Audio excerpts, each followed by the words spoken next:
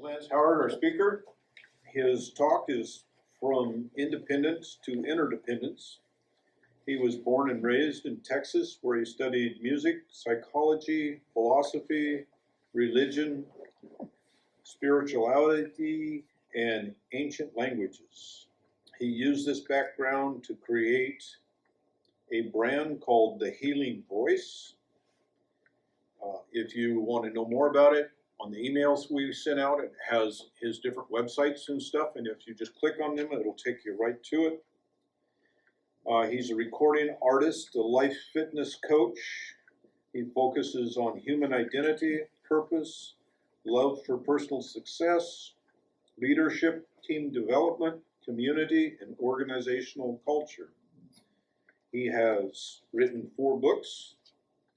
He's done 2 albums, and he has 3 singles. And if you want to know the titles or anything, just go to the website or go to our email that we sent out on Wednesday, and it'll tell you all the titles, and you can click on it and go see them for yourself. With that, Lance.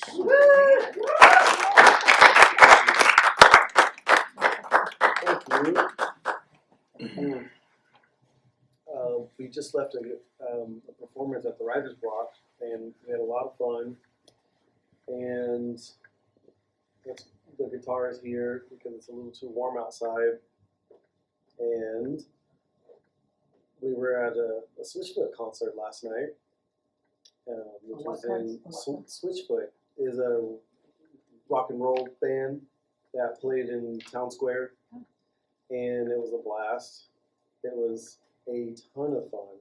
I had this whole presentation well outlined, and while I was outlining it, I had this feeling that something just wasn't fitting. And then during the concert, I understood why it wasn't fitting, because I was headed in a direction that I didn't need to go, I guess. So I'm going to use a couple of the slides, but not all of them, and I'm having some difficulties with this. They keep updating the software, right? And so when it updates, and I don't have to use Keynote that often. So if anyone knows how to get rid of this bar on the far right side, I guess it's not too aggravating, but I can't figure out how to get it off. There was one on the left, and that was easy to get off. But anyway, From Independence to Interdependence, and the subtitle is The Empowerment of Truth and the Inevitable Value of Community. I'm super excited to talk to you about, well, just that. So, I first heard Switchfoot play in 1996, and my friend was like, here's this CD. I don't really like it, but you might like it. His name is Luke, and Luke and I are still friends. In fact, on the new album that I released, Luke does one of the voiceovers along with Bobby and Camille Conti and Abraham Oshel, who you may know. Yes. So anyway, Switchfoot, that's where my journey began.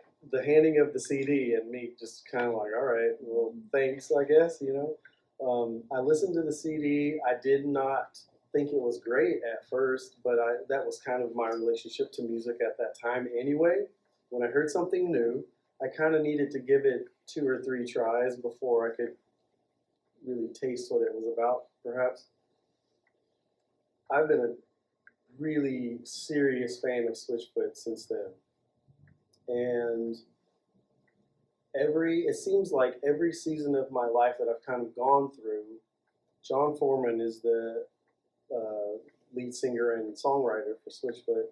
It seemed like every album that was written was exactly meant for that season of my life. It was like I wrote the songs myself. Wow. It was, yeah, it's been amazing. So I have this very deep affinity for Switchfoot. It's funny, one of the songs, it says, the only tattoos I have are scars.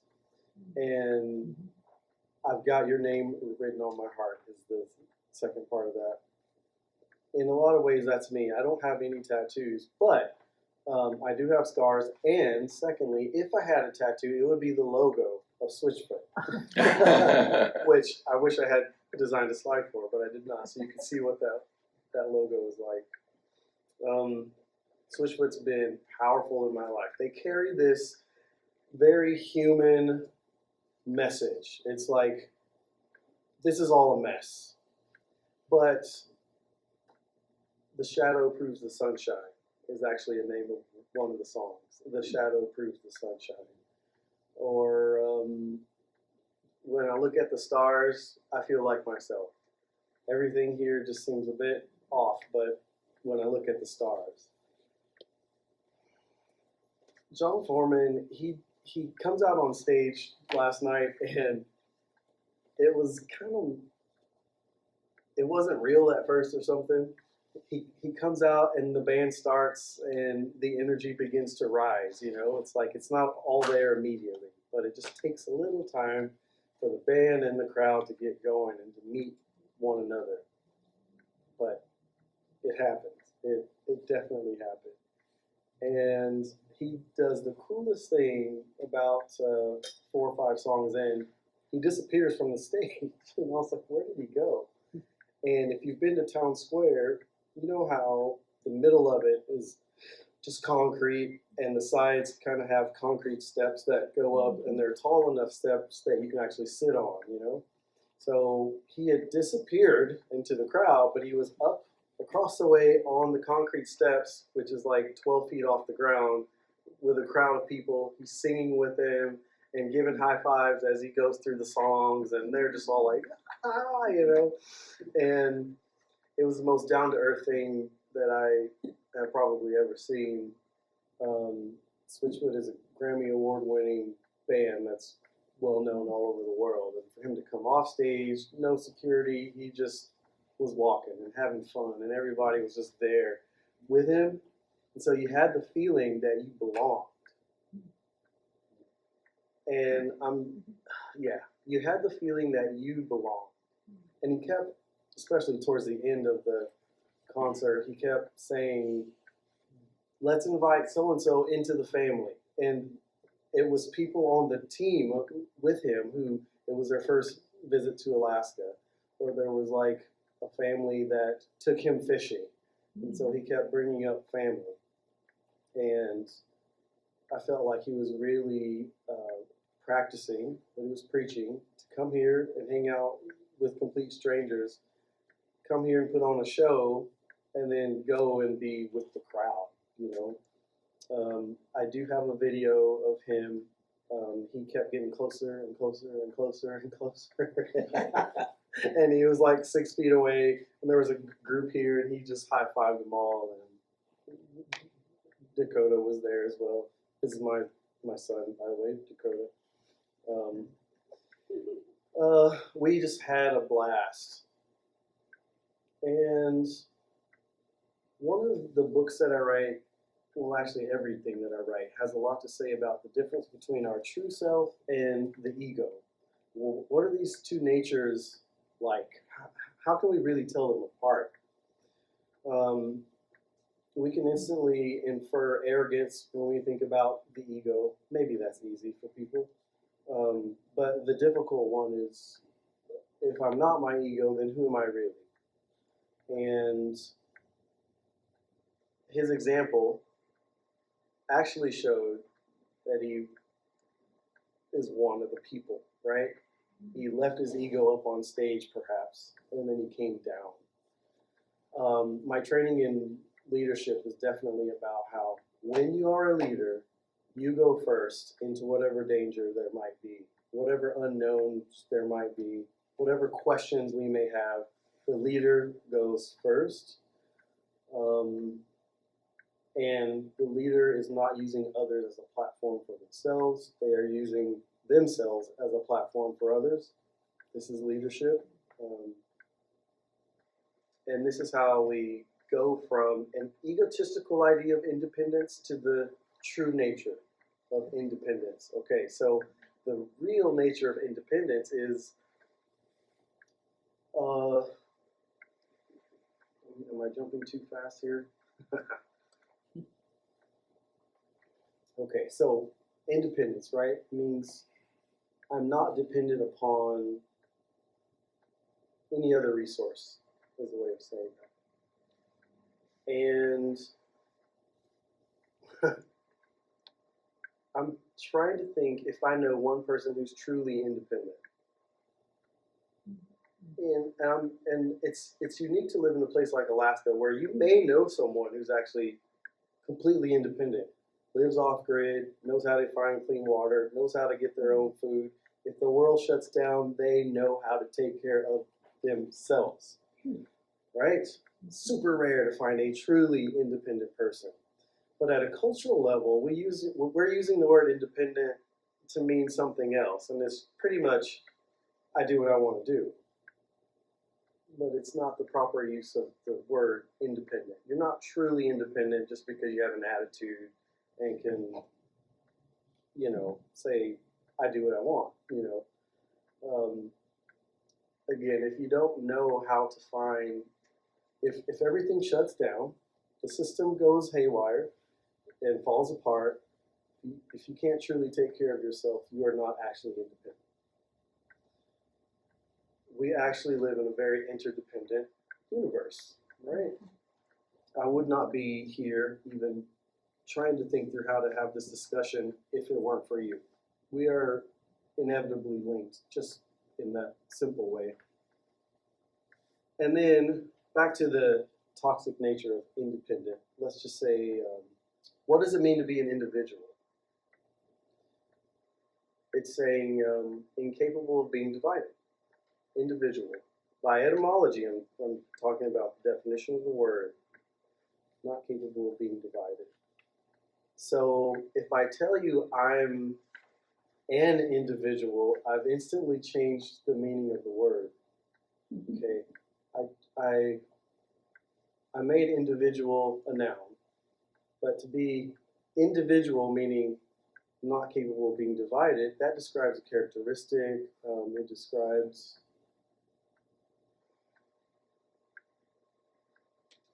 I would say I'm individual rather than I'm an individual. Okay? I'm an individual versus I'm individual.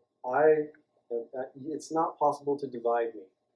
What does that even mean? It says my heart and my mind are congruent, they are coherent. I am at one with myself. I don't disagree with myself. I am authentic. When something arises in the environment that I'm not sure about, I stay true to my values. This is the idea of individual. Nothing divides me.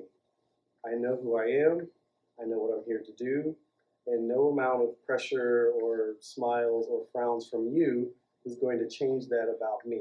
I am individual. Okay. Whew, that's a lot. Yes, it is. Yes. So, Switchfoot, John Foreman, his passion, their passion, I mean, they're just having so much fun. And they're like striking the guitars, and when they strike it, it goes literally. It like, it lifts up and the whole body of the guitar's over here, and there it is again, and his hair's flying, and it's just awesome to watch them have so much fun and still connect with the people, It's like they're in their element, they're doing their thing, they don't care about the spotlight, because they're singing these songs that are about community and the human heart, and how do we come together, and what is the nature of love? Love can probably make everything all right. And we're gonna be all right. We're gonna be all right. Is one of the tunes they sing. It's very community oriented. Interdependence. And I was reminded what it felt like at an early stage of my life to know what passion was like. I started singing in the 3rd grade, and that was my first love, was the love of music, and it was singing. I didn't know any instruments or anything. and it's really cool to see a band that I've kind of grown up with in some ways come and do their thing, and just so much energy, so much passion. And I had so much fun watching him invite his nephew on stage to sing the very last chorus of a song called "I Dare You to Move." And his nephew had already opened with one song for them, but you could tell he was nervous because he didn't want to come out on stage immediately. His name is Jetty, Jetti, or Jedi. He has a new release coming out on August 22nd, and that his uncle says, come out here, sing this." And you could tell they were having a moment.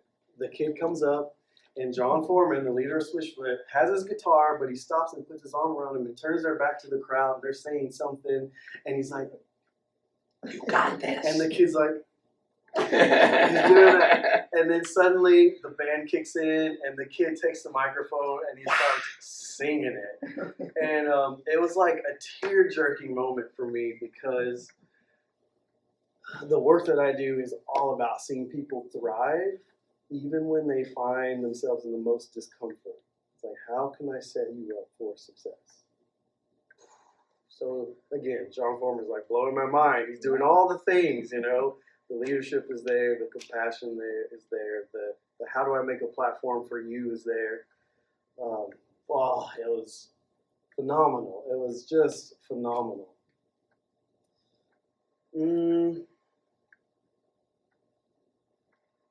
Seeing others live on purpose and how living on purpose inspires others. John Foreman, he's living on purpose.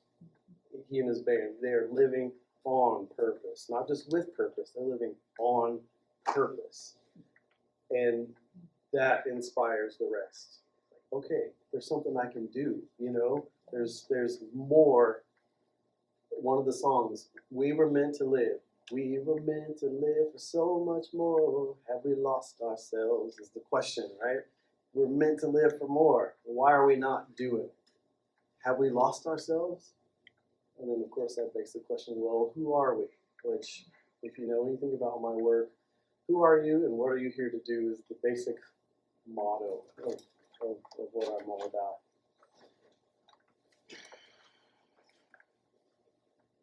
So, again, the title, From Independence to Interdependence, the Empowerment of Truth and the Inevitable Value of Community, which is another way of saying common unity. What is the common thing that we all have? Any ideas?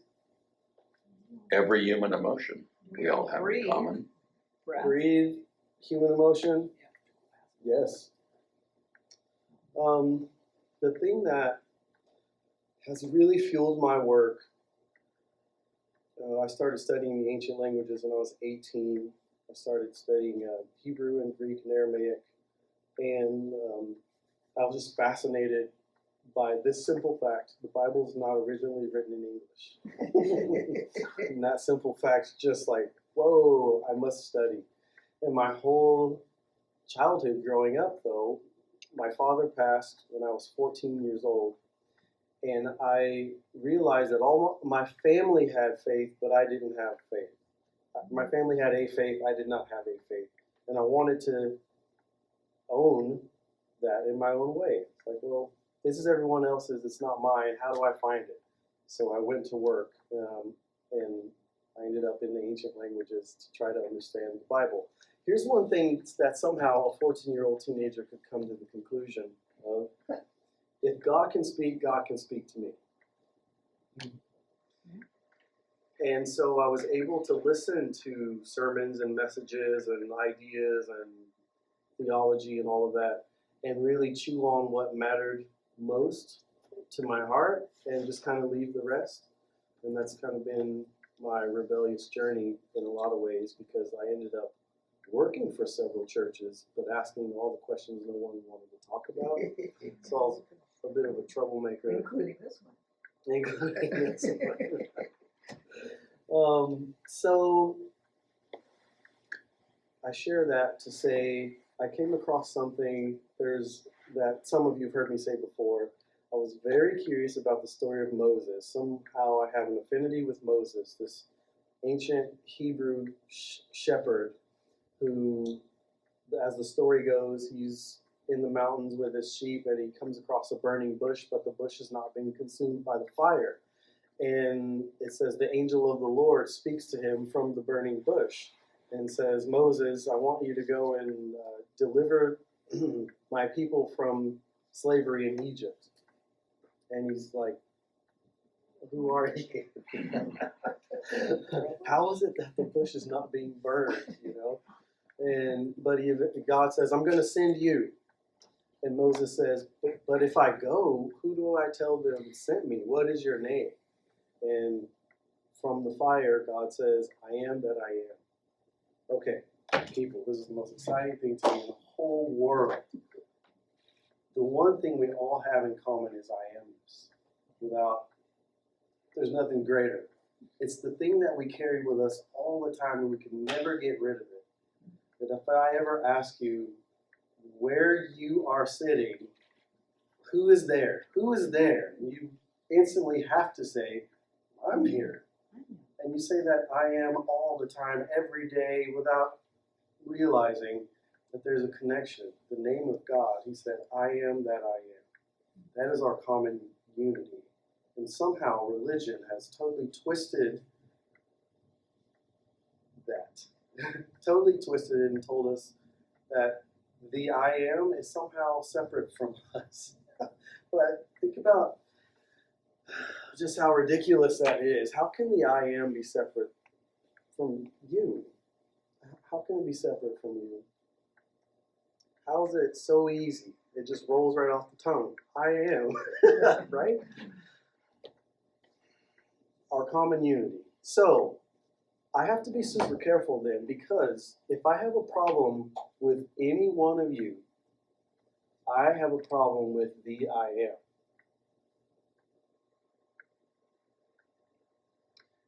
If you have a problem with me, you have a problem with the I am.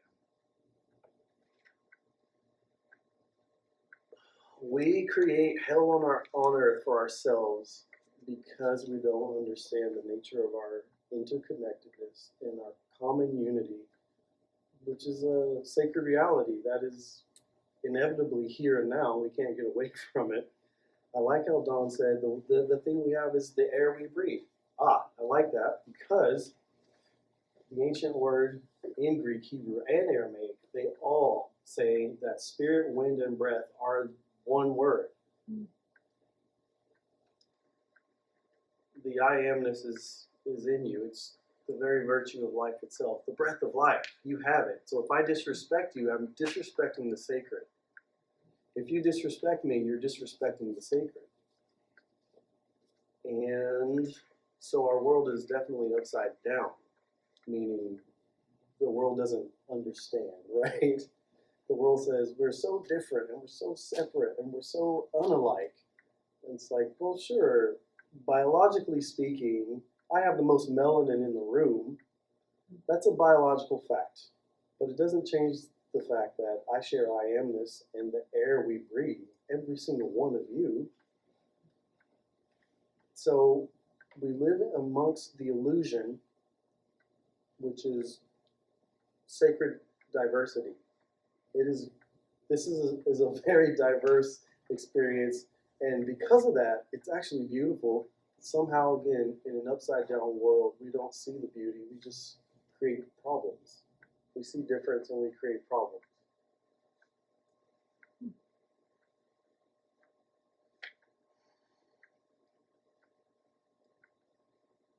You have a question, or No, just don't cover your mouth. don't cover my mouth? Thank you for that. He's thinking. Oh, so we've talked about independence and individual and interdependence, and in my notes here, I just drew. These notes came out at 12 a.m. last night, by the way. After the concert, it was all there. Interdependence, the thing that came to my mind was just a chain, and how it's just link after link after link after link, and that's us. It's like We are one. If we remember our interdependence, we are one. Here's the thing, though. Even if we don't remember, that doesn't stop it from being true. But the laws of the universe work. And that is, again, if I mistreat you in some way, shape, or form, I'm mistreating myself in some way, shape, or form. Life finds a way to hand that back to me over and over again, not as retribution or judgment, as religion would like us to think, but as part of the learning lesson. This is a sacred universe. You have to get it right. So here it comes back to you until you figure out, oh, I'm the common denominator in this. This thing keeps coming back to me. I lived long enough pointing the finger at everyone else until eventually I was like, I'm asking why this keeps happening, and why everyone keeps doing this to me. Maybe I'm the problem. One thing that the man we call Jesus said is that if you are not converted, and how does, hold on, all that language work can make it difficult to quote it in English. If you do not become converted unto a child, or become like a child, then you cannot enter the kingdom of heaven. And this giddy childishness it came out of me at the concert, and I was excited that I was just happy. I was just so happy, and I let all my guard down, and I was just kind of silly, and I don't usually just like yell out, and I don't get all like, oh my gosh, John Farmer's right there. And like, that's not my typical thing, you know, but it's recorded now. It happens.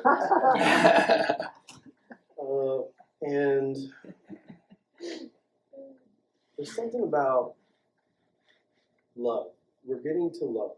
That there's something there that transforms us. It does convert us from this upside down world to a more upright world.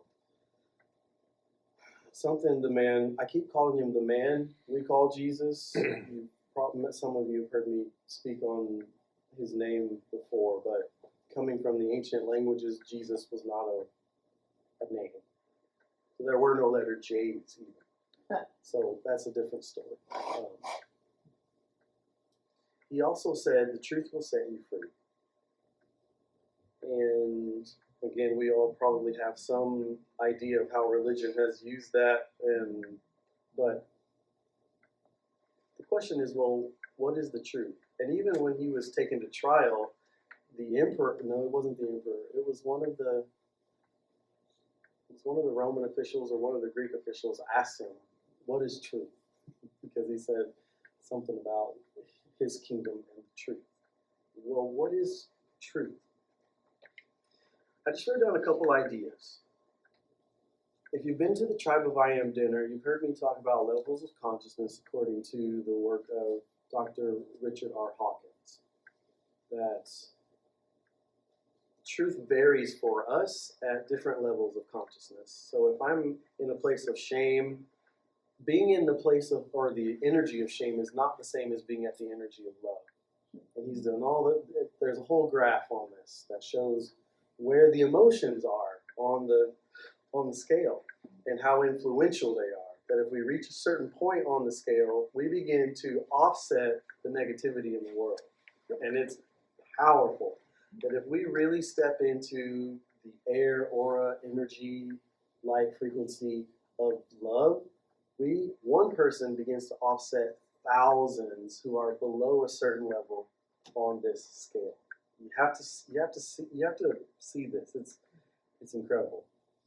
So truth varies, right? An angry person is seeing the world from a very different place than a person who's at peace. So, okay, that's fine. But still, there is an ultimate truth. It is the overarching definer of everything that exists. And I'm doing this, saying we're going through the scale, right?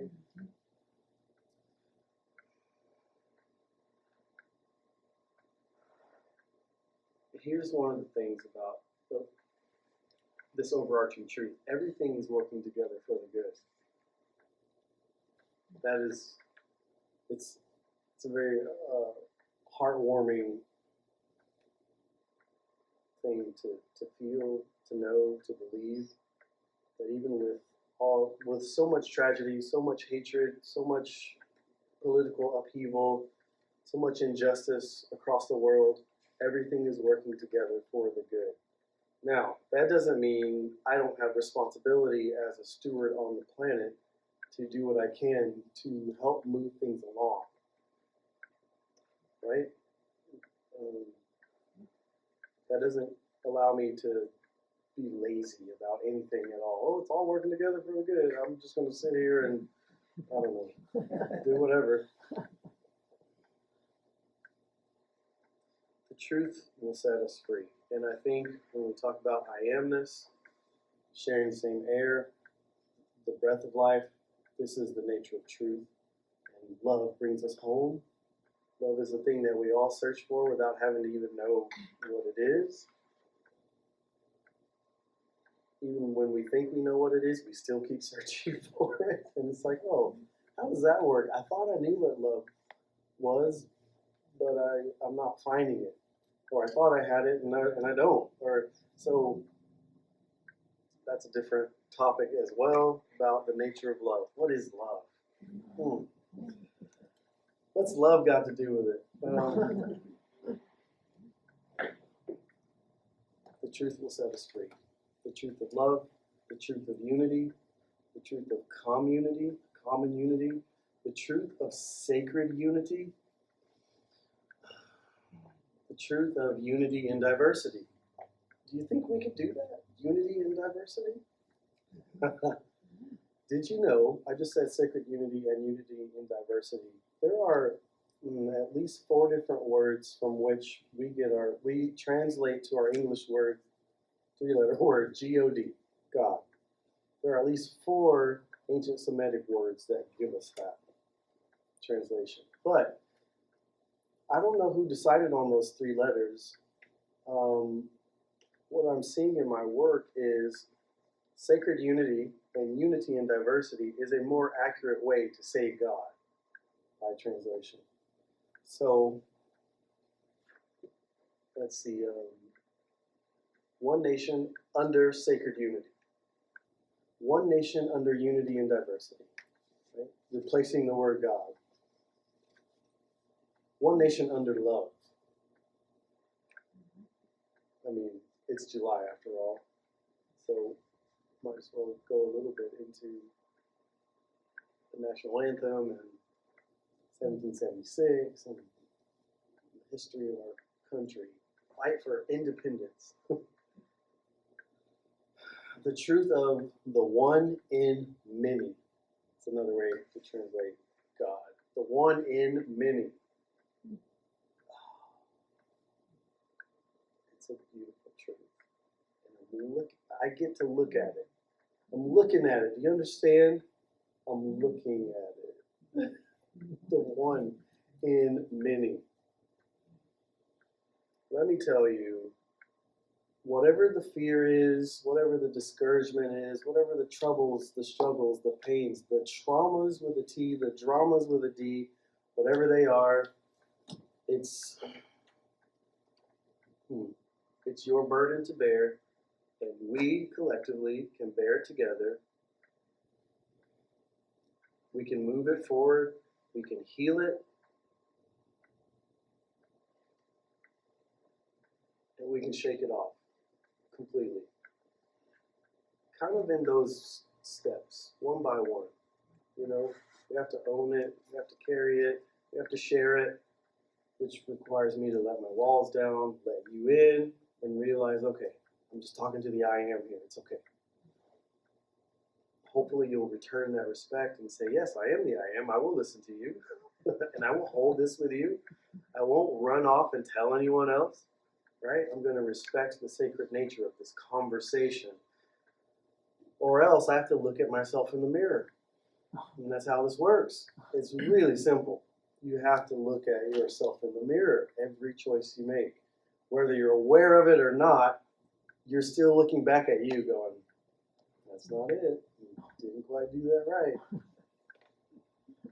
This is the nature of the sacred universe and the great I am, always reaching to us, saying, get out of your ego version of being independent and realize how interlinked all of this is.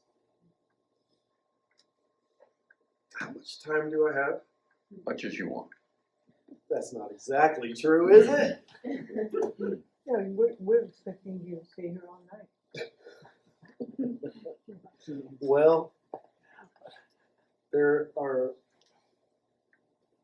Actually, I'll just pause, take a breath, and I'll ask for any questions. Specifically, questions. Questions are not comments. Questions. I have a comment, so Okay. I'll bring my hand That's a down. comment. He said no. I know, I heard it. Okay. That's why I took my hand down. Yes. Could you explain independence versus interdependence? Ooh, interdependence versus independence. Okay, so I talked about the illusion of independence, which is I can do what I want, versus true independence, meaning I am not dependent on any other source or resource. And then I described interdependence as the link of all of us in one chain.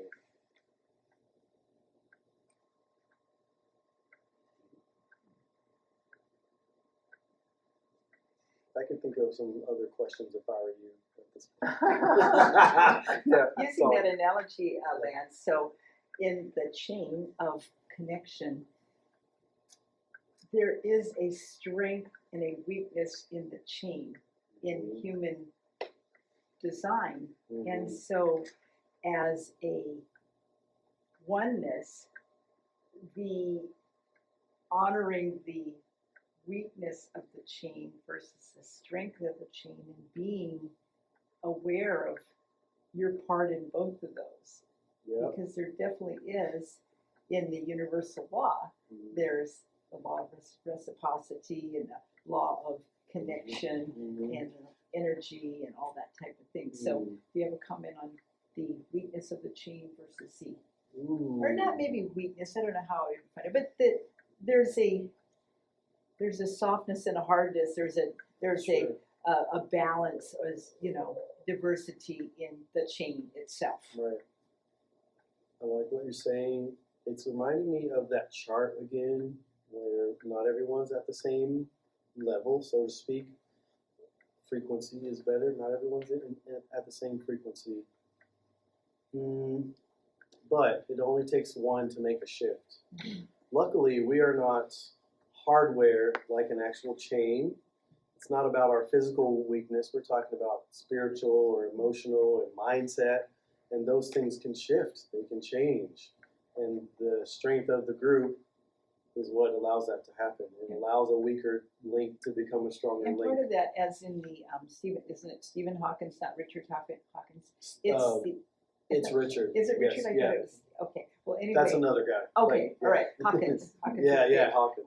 No, in the act of awareness. Awareness, I believe, is part of the climbing the energy ladder of spirit, power versus force, the emotional, the energetic at the top of the chain, by being more aware. So those of the that have reached that is more of their consciousness versus, most of the weakness in the chain comes from lack of consciousness. Yes. And The lack of awareness. Yes. right. Yes, that is true. Okay. I'm really interested in languages, indigenous languages and ancient languages. So I would just love to ask, one was if you wanted to share any of those more ancient words for God, or Oh, just yes. if you have anything interesting to share, words that maybe don't translate easily to English, or any translation things that you've noticed in your spiritual studies of language. Wow. Okay, so L-E-L, Al or Al, A-L, Aloha, E-L-O-A-H, or Allah, A-L-L-A-H. That's 4. Yahweh, There's at least 2 more. Yahweh, Yahweh. Yahweh, yes. But you were saying Yes. those are all almost the same word. They're different It's almost the languages. same. So Yeah, cool. yeah, exactly.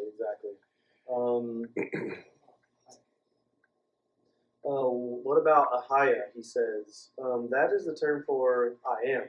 Is Ahaya? Ashur is that or this that. I am that I am. Good question. Oh, yes. And there's so much that really doesn't translate to English. It is so tough. I have a project that some of you know about. It's called Bible Redefined, where all of this work is in an electronic database online. So, Lance Howard is my name. .net is the website. So you can find Bible Redefined there, and it's just a database of the book of Genesis into the book of Revelation. I haven't done everything in the collection that we now call the Bible. But you've done a lot. It's a progress. It's a process. Thank you. Yes, I've done a lot. The recent book that I published is called Bible Redefined in the Book of Yasharal. And Yasharal is actually the ancient Phoenician for today. We say Israel, but it's Yasharal. And the word Yasharal means those who are willing to wrestle with God. It is, woo! It is amazing. And if you are willing to wrestle with I amness, that's what we're talking about. Are you really going to wrestle with that? Look yourself in the mirror and recognize the I am in you. Look deep into my eyes and recognize the I am in me and realize you can't escape it. And if you flip that person who just came over in front of you on the road, that's I amness. You got to wrestle with it. Your parents, your brother, your sister, whoever it is, you got to wrestle with it. Yes, Father. Do you have any techniques that you like when you find that you're just lost in the weeds and you're just lost in your thinking, you're being very egoic, and then it suddenly occurs to you, hey, I'm being really egoic. Do you have a way to like reset and get back to the I amness? That was a question, Laurel. Good job. The technique. I do. Hang on, Gilbert.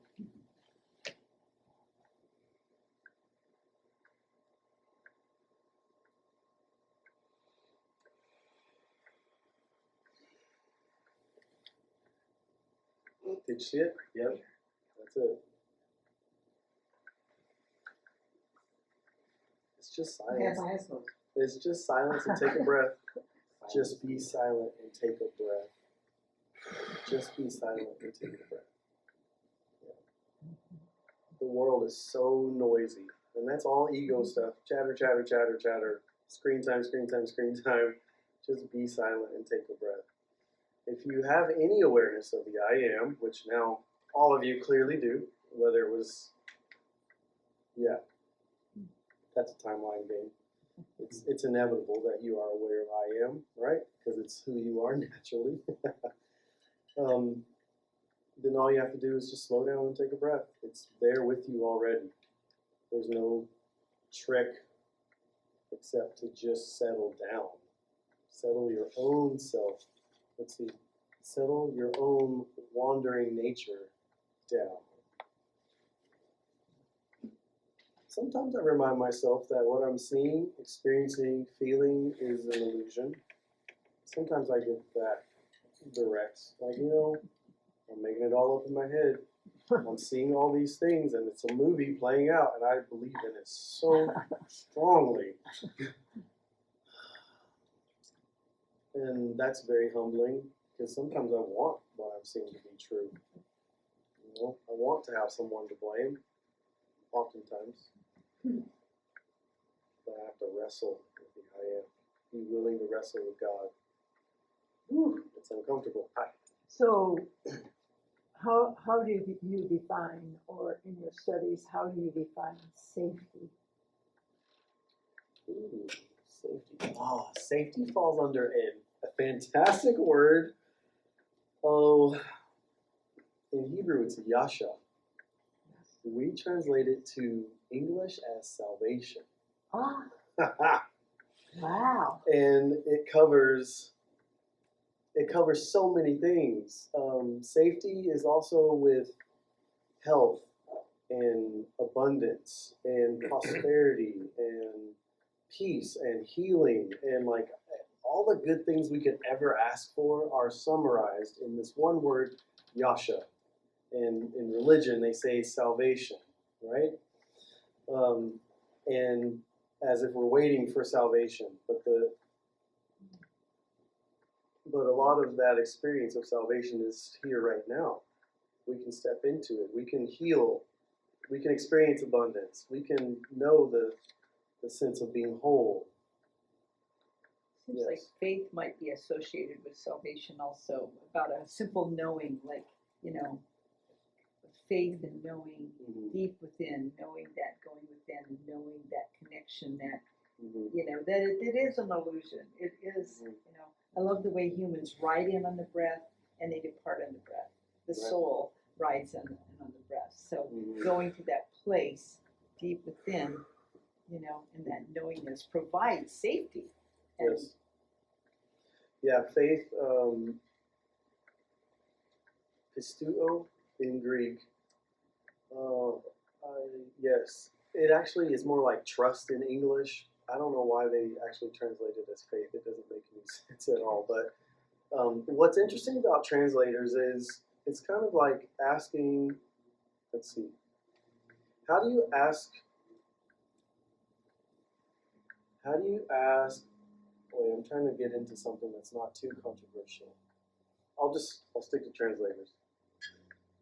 The translators have a job to do, and if Zondervan hires them to do the translation, and Zondervan is a Christian-run organization, so they must translate according to the belief system of who owns the work, you know.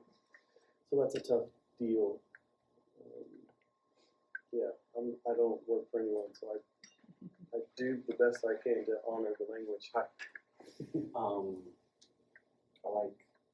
like faith because when you said everything works out for the good, my first thought was kind of the way that religious doctrine, the way religion is set up, is we say you have faith to believe, but the real thing being faith to believe that everything works out for the good. That was my thought. What do you think about that? To believe, Or is faith to believe? yes, it takes faith to Everything works believe out that for the good. everything works out for the good. Absolutely. Absolutely. Are you sure they don't translate it in accordance with people that are signing their checks or feeding them? Yes. Yeah, exactly. Exactly. That's the point he was making just a minute ago, yeah. Yeah, that's it. That's definitely it. I thought I saw one other hand. Yes. So is threat opposite of safety?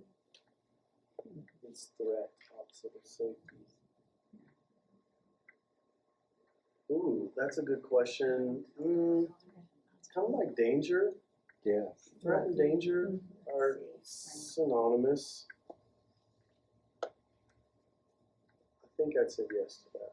I can't think of a word, and a really old word, though, that confirms that, but it seems to make sense in my mind, at least right now. So what would be If something comes to me later about it, I'll let you know.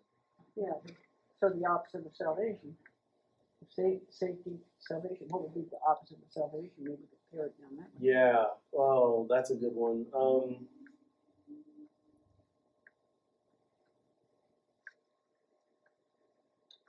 Curse. Bondage. In English, curse or bondage, yes. That's a good one. Yeah, the opposite of salvation. And in a sense, we're up against the curse all the time, right? It's any amount of unawareness of what the truth is. That's the curse. That's the bondage, because the truth sets us free. Yeah. Can you talk about the acronym for fear? Oh, the acronym for fear. One of them is fear everything and run. False Face- evidence appearing real. False evidence appearing real. Face everything and rise. Mm-hmm. Oh, let's see. I am calling us. It's calling us. We have to rise. It's okay to be afraid, but courage is the call, right? Just face it. This is how we wrestle with God. Okay, one more. I think I'm going to try to wind down. Or two more. One for sure. Okay. Okay. All right. In the back, blue shirt. I'm sorry I was late. No, no problem. I don't know, in light of metaphysics, I just have a question. Like, it seems like peace and love and we're all one. But how do you respond to the I am and someone else who, I use the word threat, who is, when you're facing death? Yeah. Ooh. I don't know, it seems to me like there's a different standard there. Right. That's what I initially think, but I don't know. So it's just theoretically, if Christ, did face, unwarranted persecution and death and took it on the chin and came back, isn't that kind of what we're talking about here? Like, if we are the I am, how do we stare death in the face? And, am I making sense here? Or maybe I can't find the You're words making right sense. yet to ask it, but it seems to me like being faced with that, it literally challenges the very foundation of what you're talking about. Okay, so what I think I'm hearing is, how do we deal with injustice when it meets us face to face? Whether, especially if it's dangerous to us. Yeah, because you love the world when it's trying to take you from it. Yeah. So here's a great question. Thank you. I do not think love is asking us to sit idly and allow injustice. And something that I'm excited to get into is, I forget his name. He's a theologian that I was surprised I hadn't read a lot of before, but I'm starting a podcast series with a friend of mine, and we're going to be talking about this book. And apparently, he was this theologian who was hanged. When was it? I think it was in the 1600s. And no, sorry, it wasn't that long ago. He lived in Germany. He was a theologian, and he had a plot to assassinate Hitler.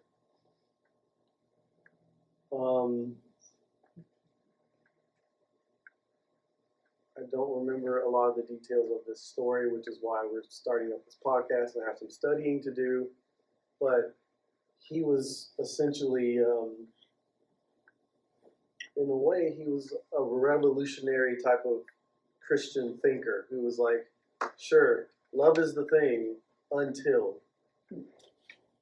And so we get into morals and ethics, right? About like, well, how do we know where the until is? It's like if we see darkness is going to come through this building and try to eradicate every one of us, surely there's a line where we say, no, you're not coming in here, right?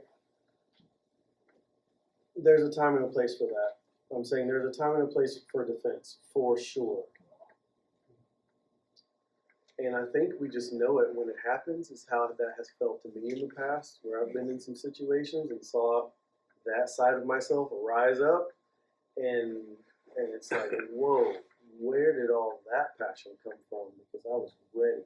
I was ready to handle whatever was about to take place.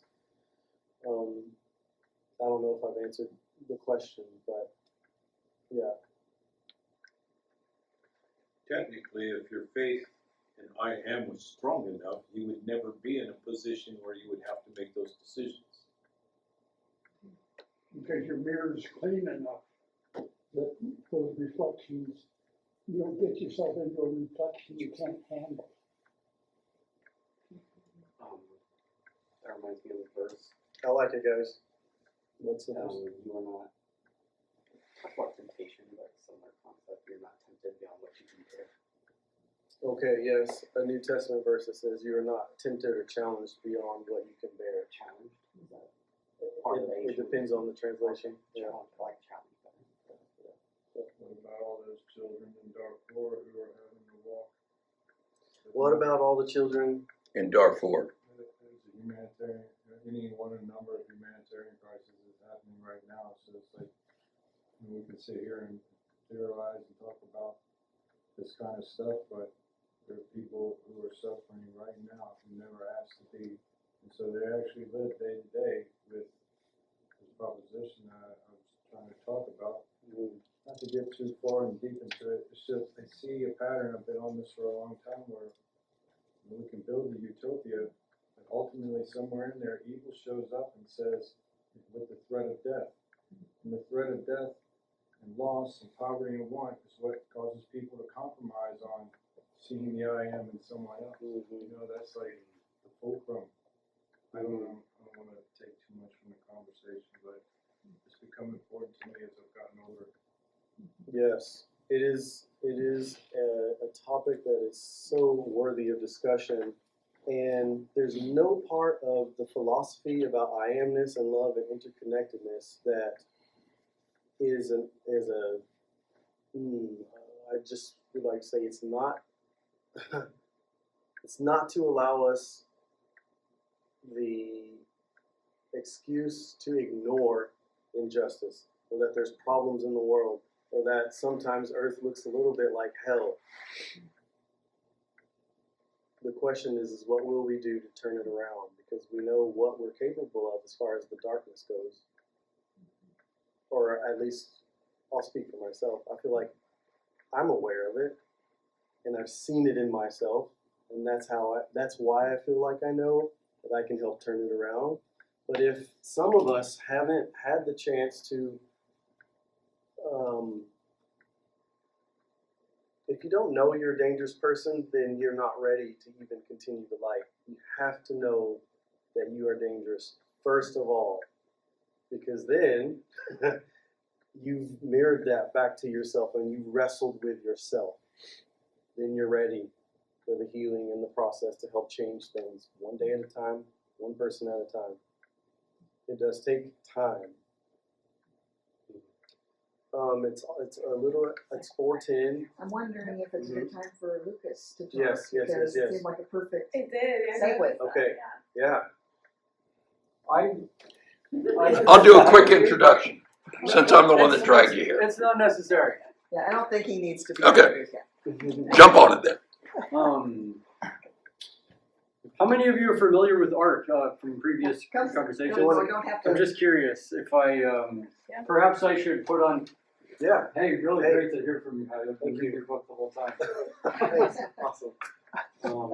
I Did you need the computer? Yeah. Go Maybe for it'll it. be a good way to get started. Go for it. Did you say you did that picture that you were just looking at, Lance? I did not create that picture. It looked like it looked like the globe. Yes. It's In the hands. gorgeous. Yeah. It's gorgeous. And Brandon, I just wanted to say I'm here with Lucid or Lucas, and I think your question was really full of love. And the question that I ask a lot too is like, sometimes love looks like a no or like defense, or sometimes love looks like looking at the suffering of the world, and how do we like extend the abundance and love that we generate within ourselves to the world? How do we allow it to like spill out? And I think fear sometimes causes us to not look at the pain in the world. So even if it is painful, it's a loving act to look at the places where more love is supported. And adjust your choices accordingly. Yeah, and realize how powerful we are, and like when we're connected to our true selves or the I am, we have such an infinite channel of love to direct outward. There's really no stopping what we can do and who we can help. That was a great I kind of have this theory that we all come to Earth for some particular learning experience. And if I was as strong I am and I decided to save everybody, even the starving children and everybody else, then I've ruined their experience here and they have to go back and relive it again. And why would I want to rewrite their play? It doesn't mean that I should ignore it, because if I'm supposed to be involved, I'll be involved. That's the way it works. Buddha says that we're all going to live each other's lifetime, and I wouldn't do something to children because eventually I'm going to be that child in a different lifetime. So, yeah, bad things happen, but there's a balance in the universe. And if you decide you want to shake up the balance, it's just going to create chaos. Well, maybe that's the perfect segue, because we're creating chaos by shaking things up around the world. But perhaps that's your goal and what you're supposed to learn in this lifetime. So you're just where you are, where you need to be at this particular point in time. This is our project, Altruist Relief Kitchen. We've presented a couple times here. I'm only going to talk for maybe 3 minutes. Hopefully we'll come back in September and maybe give you a little update about what we've been up to. You could hit play there if you don't mind. This is just a 2-minute video. It's showing the beginning of the building of this kitchen in Ukraine out of recycled drilling equipment. This 50-foot wide tent that's set up in an active war zone run by refugees, making 2,000 meals a day, serving them for shelters of women and children, elderly and disabled people who are fleeing the front lines. There's recent missile strikes near the kitchen on a regular basis, so this off-grid kitchen doesn't require electricity or fossil fuels or other primary supply chains. We're able to continue serving food because we're cooking on wood stoves. All of the cooking and heating and water filtration comes from any available flammable material. We serve the people in the surrounding areas, the women and children in the refugee camp first, and then distribute the rest of those 2,000 meals to shelters in the surrounding area. We've been doing this around the world since 2016. We serve people affected by floods and hurricanes in Baton Rouge and Houston. We served the refugees walking across the Central American desert until we set up here in Ukraine almost 3 years ago. So this kitchen now has been established. We've set it up in 2 different places in Western Ukraine, and we are getting close to serving our 500,000th meal. So we're up to 32,000 meals a month now.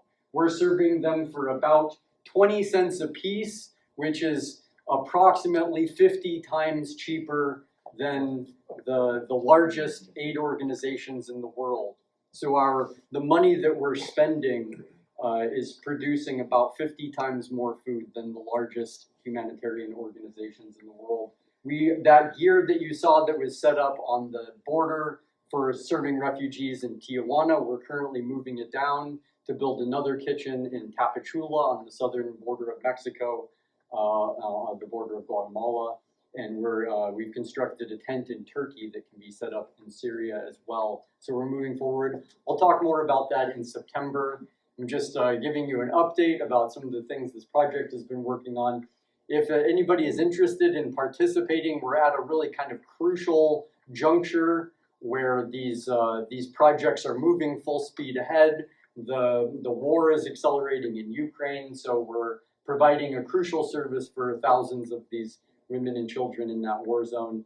And we welcome any amount of participation and support, because there's lots of little details, lots of things that we're working on to keep this project moving forward. But that's all I have to say for right now. I'll say a lot more in September. Yeah. Yeah, I think the design of your wood-fired heating and the soup kettles is brilliant. Have you been able to get any of the bigger aid organizations interested in your style food prep and serving? You know, one of the aspects of this project is to redesign some of those fundamental flaws in humanitarian aid that makes it so that even the largest organizations in the world with the largest economies of scale are spending 50 times more per meal than we are. Yeah. So there's inherently, they're kind of unable to duplicate that same thing. We are unable to provide meals for millions of people in many different cities, and they are unable to provide 2,000 or 3,000 meals a day for the kind of efficiency that we do. So the thing that's most readily adopted by some of those organizations is the transparency process, that we show photographs of every receipt corresponding to all of the expenses, and we explain how all the money is used and show logistically exactly what we're doing. That's the primary thing that might be able to be adopted by some of these largest organizations. But in general, we're kind of pioneering a new method of providing humanitarian aid along the periphery for some of the people that needed help before these calamities ensued. And because hearing from you today, I can sleep tonight. Well, thank you. I appreciate it. It's been quite a project. I had funded it myself for the first several years, just on whatever money I could spare. It's just become a kind of self-sustaining nonprofit, but it's right on the brink of being able to continue making this 32,000 meals a month in Ukraine and set up some of these other places. So it's moving forward, but it's a tenuous balance to keep the thing afloat. And I appreciate your taking a moment to think about this project. In the magazine that we are creating, I asked Chloe if she would contribute and keep us up to date on what ARC is doing. So she's going to be one of our columnists for the upcoming magazine that we're going to have, and she'll keep us updated with what they're doing. So we can promote them and share our platform with them. And we would love to collaborate with you all. Bobby was sharing that you guys also want to feed people, and we had some fun brainstorming sessions today about ways that you guys might be able to do that in Anchorage. It wouldn't be the same model that we're using with ARC, but Lucid has a lot of experience feeding people, so it'll be fun to, we talked about a taco truck. Yeah, and I reached out to them asking them if they could show us what they do and could we do that here. But what they do is unique to the remote areas that they're doing, and there's just too many rules and regulations in Anchorage to do what they do. But there are other things that we could do if we want to do that. In Houston and some of these areas hit by hurricanes, 10 years ago, what we began doing was serving food from a bus, set up into a kitchen, bringing in the food to cook in various locations. That's the kind of thing that you'd be able to do very well in Anchorage, and we could brainstorm more about that taco truck style of bringing a mobile kitchen directly to some of the encampments, if that was what you were so interested in. And that's nothing more than an inkling in my mind right now. That's something that Adam may really catch fire on and like to do. But now it's just an exploration. Kitchen done. Go. Close us out. Thank you for your presentation. It was so beautiful. So welcome. Thank you. Thank you. Columbus